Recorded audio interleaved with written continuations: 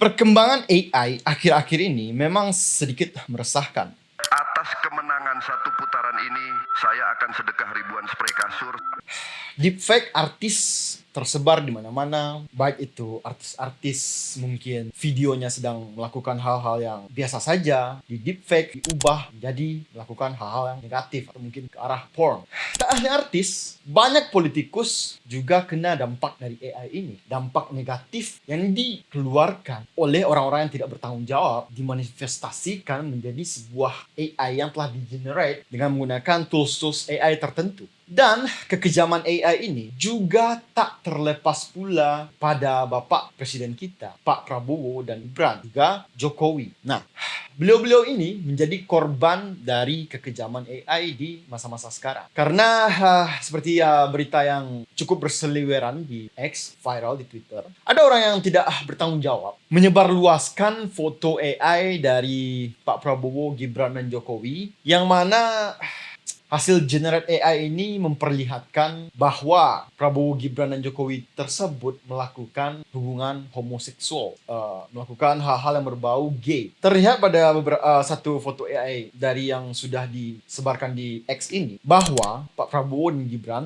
melakukan pernikahan sejenis atau gay. Kemudian terdapat pula video Pak Prabowo dan Gibran berciuman. Pak Prabowo dan Jokowi melakukan hal-hal yang bersifat gay. I'm like, ini sangat-sangat tidaklah sopan. Nah, jadi kenapa hal ini bisa terjadi? Mengapa AI itu sangatlah berbahaya dan wajib untuk sebenarnya kita waspadai. Ya mungkin hari ini terjadi hanya pada tokoh-tokoh tertentu, artis. Tapi besok mungkin keluarga kita lah yang akan jadi korban dari AI ini. Sehingga hal-hal negatif tersebut disebarluaskan di sosial media, disebarluaskan di seluruh internet, dan mungkin tidak kecil juga kemungkinannya bahwa hal-hal seperti ini dijadikan sebagai bahan ancaman, mengancam kita agar kita bisa mengeluarkan uang pada pihak pencap tersebut sebagai uang tutup mulut untuk menghapus video atau foto AI kita di sosial media yang sudah disebarkan oleh orang-orang yang tidak bertanggung jawab. Jadi sebelum semua hal itu terjadi, silahkan tonton video saya sampai habis ya. Jangan di skip. So, mari kita mulai videonya.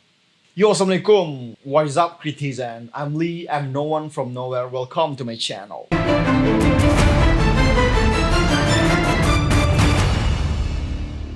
Jadi dulu ya, sebelum AI ini hadir dan sebesar sekarang, semudah sekarang untuk mengakses tools-tools dari AI ini untuk mengenerate image-image yang mungkin bisa dibilang tidak senonoh dari AI ini, seperti influencer tertentu yang di deepfake atau face swap, yang diubah face mereka atau wajah mereka ke wajah orang yang mungkin sedang melakukan hal yang tidak senonoh, atau mungkin wajah mereka di-generate menjadi foto-foto yang tidak etis untuk sebenarnya disebarluaskan di sosial media. Ya, hal inilah yang terjadi di sosial media kita. Zaman dulu mungkin sekitar 10 tahun belakangan ini, atau mungkin 20 tahun juga, orang-orang mengedit foto-foto atau video-video itu dari aplikasi-aplikasi seperti Adobe Premiere Pro, After Effects, Photoshop, CorelDRAW, dan aplikasi sejenisnya. Dan tentunya kita atau mungkin pengguna atau mungkin ahli IT, mungkin ahli desain, grafis, itu mengedit video-video, foto-foto itu secara manual untuk mengubah wajah suatu subjek tertentu, untuk mengganti foto kita dengan foto orang lain, untuk mengganti baju kita dengan baju orang lain, untuk mengganti wajah kita dengan wajah orang lain. Itu dibutuhkan skill yang tidaklah mudah untuk didapatkan, dan juga tentu tidak mudah juga untuk dilakukan. Dan mungkin hanya orang tertentu yang dapat menggunakan aplikasi-aplikasi yang seperti saya sebutkan tadi. Itu juga dinilai sebagai aplikasi profesional dan tidak semua orang dapat menggunakan aplikasi tersebut. Jadi ya sudah dipastikan orang-orang mahir tersebut memiliki tingkat intelektual yang bisa dibilang di atas rata-rata dari orang-orang umumnya. Mungkin mereka memiliki kecerdasan secara akademik, dan mungkin juga mereka tidak memiliki kecerdasan secara akademik atau bisa dibilang non-akademik, karena banyak juga orang yang belajar secara otodidak, ikut online course atau kursus tertentu mengenai aplikasi-aplikasi yang sangat wajib digunakan jika kita ingin menjadi seorang profesional dalam video editing dan foto editing. Nah, orang-orang yang memiliki kecerdasan di atas rata-rata dalam menggunakan komputer ini, itu sudah dipastikan hanya orang-orang yang juga mempunyai awareness atau bisa bilang pengetahuan yang cukup tinggi dalam bersosial media dan dalam berinternet secara publik.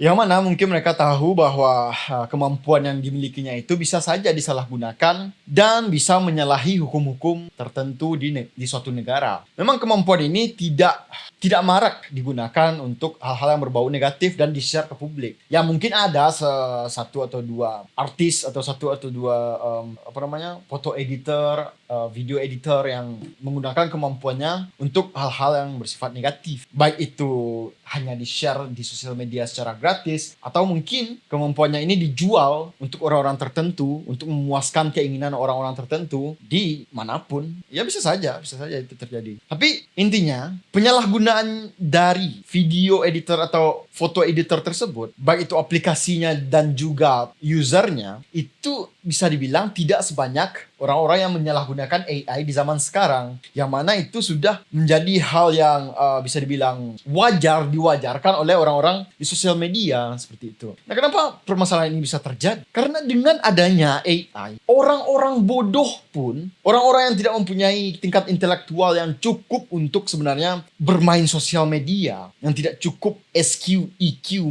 tingkat moralnya untuk men-share suatu hal di sosial media, itu mereka dapat dapat membuat foto-foto dan video-video apapun yang mereka inginkan, dengan wajah siapapun yang mereka inginkan, dengan aktivitas apapun dari orang-orang tersebut di dalam video AI tersebut, foto-foto AI tersebut yang user AI ini inginkan, dapat terjadi dengan mudah. Hanya dengan satu kali klik saja itu bisa terjadi. Ya, hanya dengan menggunakan kuota internet saja. Tutorialnya bisa sudah banyak sekali di-share orang di sosial media, di Telegram, di website. Ya mereka hanya tinggal cari website AI atau mungkin download aplikasi AI di smartphone mereka. Kemudian mereka download, mereka install, mereka gunakan aplikasi AI tersebut secara gratis bisa, secara berbayar juga bisa. Tapi tentu saja banyak yang menggunakan secara gratis. Karena aplikasi AI tersebut juga kebanyakan menyediakan fitur-fitur gratisan. Jadi siapapun asalkan punya kuota dapat mengakses, dapat menggunakan semua fitur-fitur dari AI ini. Jadi sebenarnya hal-hal yang seharusnya menjadi suatu yang rumit, menjadi suatu hal yang hanya dapat digunakan, dapat diakses hanya oleh orang-orang tertentu saja yang memiliki tingkat intelektual yang di atas rata-rata, sehingga mereka juga mempunyai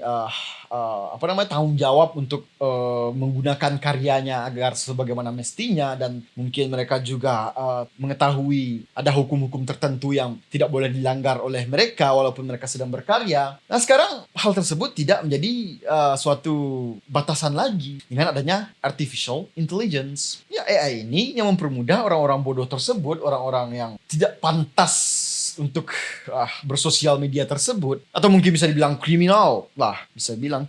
Ya, AI ini mempermudah mereka untuk melakukan kriminalitas di sosial media, di dunia digital. Ya, secara otomatis, tanpa perlu keluar usaha yang rumit, tanpa perlu keluar usaha yang harus pelajari terlebih dahulu sebelum kita bisa menggunakan aplikasi tersebut. Butuh waktu bertahun-tahun untuk mempelajari suatu aplikasi edit foto atau suatu aplikasi edit video di zaman dahulu. Di zaman dahulu maksudnya 10 tahun belakangan. Sekarang bisa secara otomatis dilakukan oleh AI. Itu intinya. Nah, sekarang kita bahas lagi tentang penyalahgunaan AI ke presiden kita, juga ke mantan presiden kita dan wakil presiden kita. Ya, seperti yang saya sebut tadi, foto Prabowo dan foto Gibran juga Jokowi dimanipulasi dengan sangat-sangat tidak senonoh, dengan mungkin ini bisa dibilang vulgarisme yang tabu ya. Soalnya selain vulgar ini juga tabu karena LGBT. Yang mana Indonesia tidak mengakui LGBT di negara kita. Ya,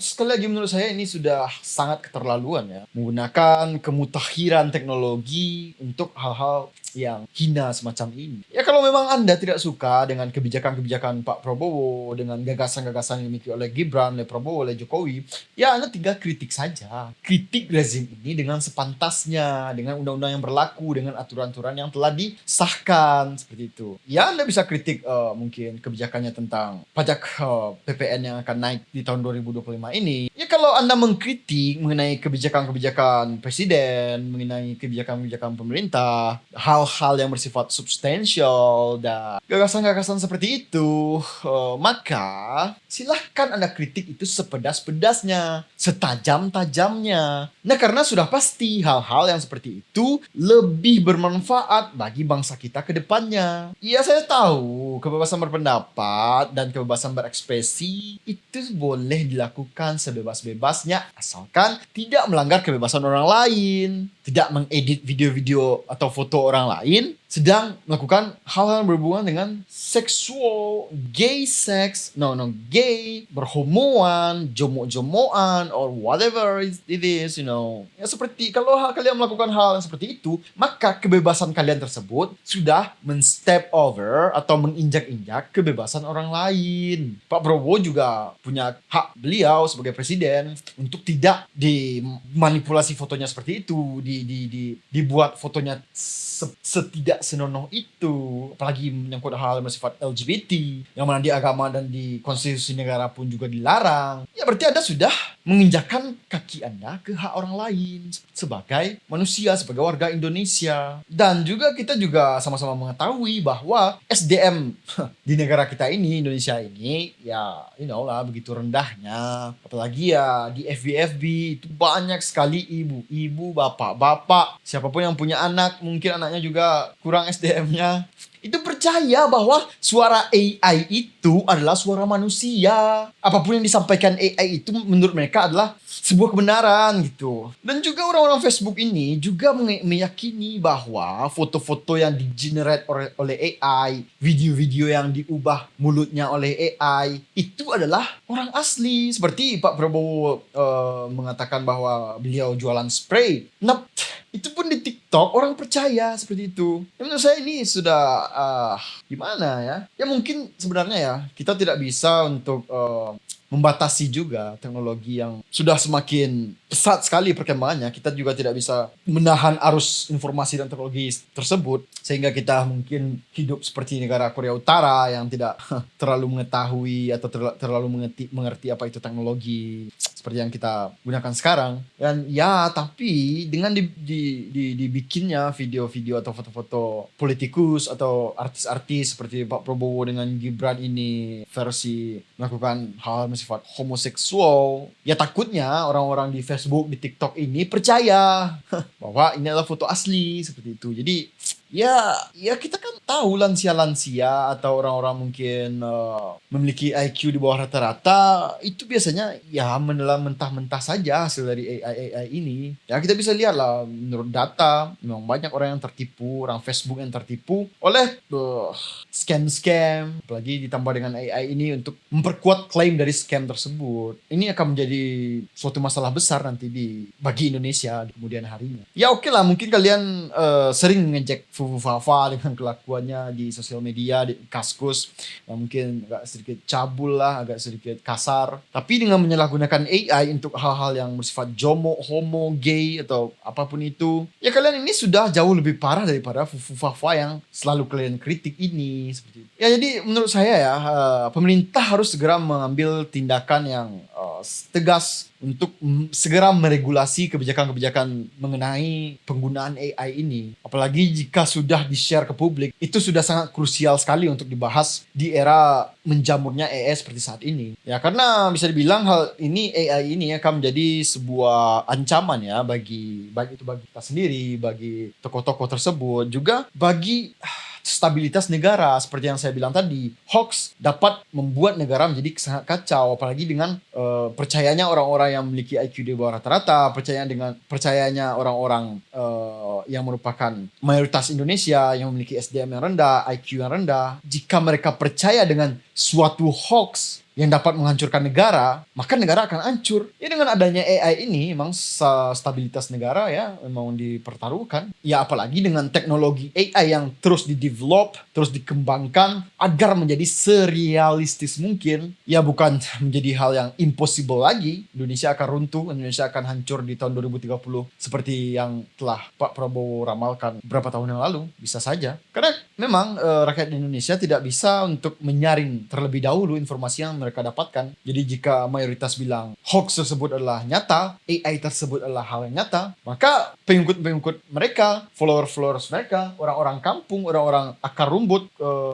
grassroots juga akan percaya hal seperti itu. Sehingga inilah yang membuat stabilitas negara Indonesia dipertaruhkan nantinya. Karena ya generator AI ini sudah dapat hampir 100% menyamai aslinya. Apalagi video pun sekarang juga sudah bisa di-generate semudah itu menggunakan Sora AI dan lainnya. Nah tentu kebijakan regulasi ini juga tidak boleh terlalu agresif, ofensif, dan gegabah dalam menyikapi AI ini di kemudian hari. Karena perkembangan AI sendiri juga sangat dibutuhkan untuk segala sektor yang ada di dunia ini. Apalagi di Indonesia kita membutuhkan AI. Baik itu di sektor pendidikan, di sektor R&D, Research and Development, di sektor industrial, medis, sektor militer, dan lain-lain. Jadi ya saya berharapnya sih ya jika nanti memang kebijakan mengenai regulasi untuk AI ini sudah dicanangkan, sudah disahkan, maka seharusnya Indonesia masih tetap bisa untuk mengembangkan AI dan melahirkan developer AI dari Indonesia sendiri, melahirkan startup AI, technopreneur AI, dan mereka pun juga bisa mengembangkan usaha per AI-an ini di Indonesia secara maksimal seperti itu. Jadi orang-orang yang berkecimpung di bisnis AI juga dapat layaknya hidup sejahtera. Ya agar tentunya Indonesia juga tidak terlalu tertinggal lah ya dalam pengimplementasian AI, dalam pengimplementasian machine learning dalam kehidupan kita sehari-hari seperti itu. Jadi ya menurut saya untuk meregulasi AI ini tidak bisa juga kita menstop aplikasi AI harus di-ban. Website AI harus di-ban. Indonesia tidak boleh menggunakan AI lagi ya. Tidak seperti itu juga. Kalau menurut saya regulasi yang tepat untuk AI adalah membatasi konten-konten AI yang mungkin bersifat melanggar copyright, yang mungkin bersifat vulgar, yang mungkin bersifat fitnah dan lain-lain itu bisa dibatasi, bisa di take down langsung atau dilaporkan langsung ke Kominfo atau kemana gitu agar orang-orang yang men-share ini dapat mempertanggungjawabkan kelakuannya di meja hijau nantinya seperti itu. Ya itu menurut saya. Tapi kalau untuk pengembangan AI itu saya sangat mendukung penuh. Indonesia harus berada di garda terdepan menurut saya pada perkembangan AI ini di kancah dunia tentunya, karena seperti yang kita tahu India pun juga sudah menjadi sangat maju sektor di sektor programming, coding, AI, machine learning, karena sudah banyak CEO dari berbagai macam startup teknologi itu orang India, dan programmer India pun juga sudah tidak kaleng-kaleng lagi di mata dunia. Nah saya berharap Indonesia akan masuk, mungkin akan walaupun kita tidak bisa menyaingi orang-orang India atau orang Amerika atau orang China di kancah per AI-an, di kancah per programmingan, ya setidaknya kita bisa sedikit mengekor di belakang mereka. Ya agar tidak terlalu ketinggalan lah. So ya jadi itulah video saya kali ini. Semoga tidak ada lagi yang menggunakan AI untuk hal-hal seperti ini kemudian di-share di sosial media. Ya silakan juga share video ini agar sosial media kita bisa terbebas dari AI yang meresahkan seperti ini, yang bersifat vulgar, hoax, dan ujaran kebencian atau pencemaran nama baik. So, yeah, I'm Lee. Thanks for watching. Stay smart and keep your critical thinking sharp. Bye-bye.